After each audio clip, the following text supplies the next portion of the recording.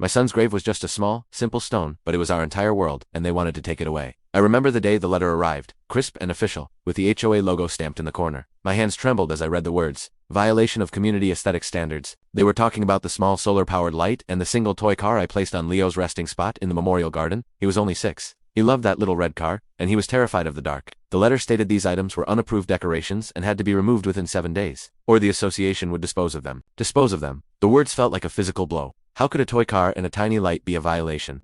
This wasn't just a patch of grass. It was my son's final home. The HOA, a group of neighbors I'd waved to at the mailbox, had suddenly become a faceless, heartless entity threatening to erase the last physical connections I had to my boy. I went to the next meeting, my heart pounding. Clutching a photo of Leo, I tried to explain, my voice cracking, that the light wasn't just a light. It was a promise I made to him that he'd never be in the dark again. The board president, Mr. Harrison, just looked at his papers and said rules were rules, designed to maintain property values. Property values? Was that what my son's memory was worth? Despair began to set in, but then something incredible happened. The next evening, I saw a flicker of light from my window. It wasn't just Leo's light. One by one, small solar lights began to appear across the memorial garden, placed by other families. Then more showed up. Soon, the entire garden was glowing, a silent, powerful constellation of defiance and solidarity.